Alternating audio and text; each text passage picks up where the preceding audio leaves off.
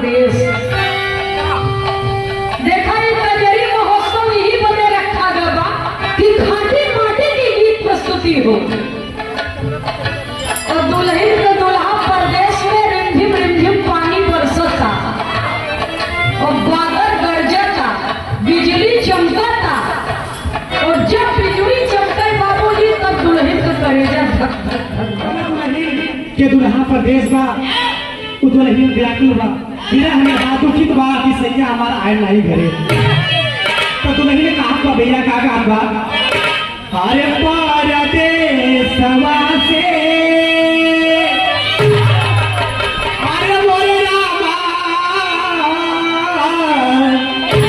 अरे परदेसवा से आई बकम सवरिया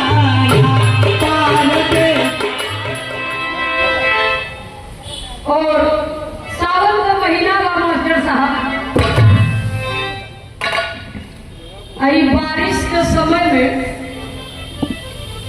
कहा जाता कि जेकर पिया परदेश दुल्हन सदैव दुखिया। ये हम नहीं कहते, ये पुरनियन के अनुभव है।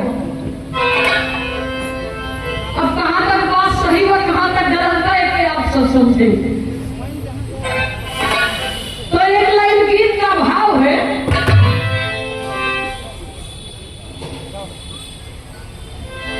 अरे आयल सावन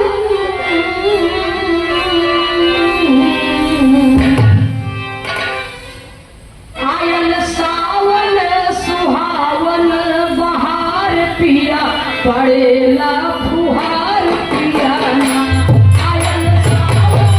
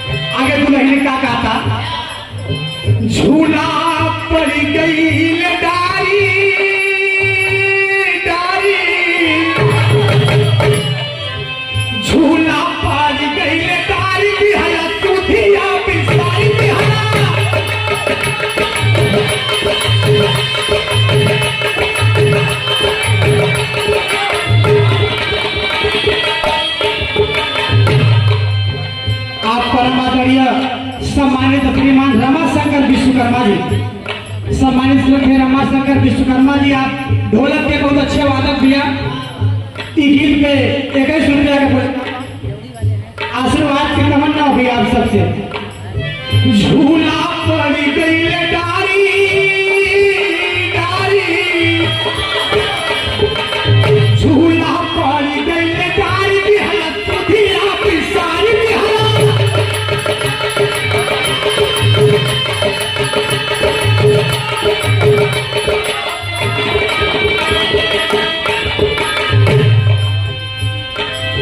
भारी डर लागे, भारी डर लागे, चमके जब बिजुलिया, भारी डर।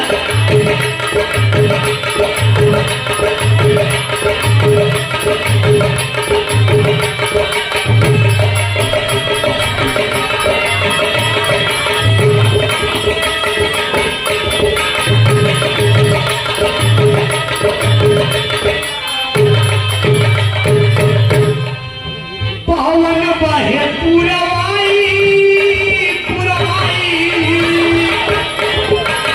पवन बहे पुरवाई, मोरा घूंघट उड़ाई मोरा।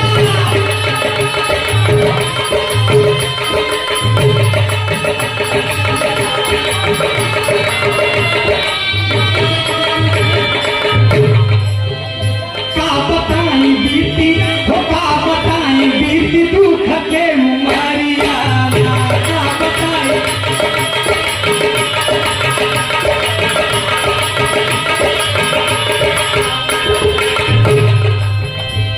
गीत के आखिरी लाइन में भैया इजाजत, आप परम आदरणीय सम्मानित श्रीमान फूलचंद पटेल जी, विधायक प्रतिनिधि बाड़ा, नेता अपना दल, परम आदरणीय श्रद्धेय फूलचंद पटेल जी भैया, आप विधायक प्रतिनिधि बाड़ा के सचिव, आप मेरे गीत पे 100 रुपया के महान आशीर्वाद कर चुके। आप सबसे प्रणाम भैया, आशीर्वाद की आकांक्षा बा। गीत के आखिरी लाइन में दास गुरु घराने के परिचय।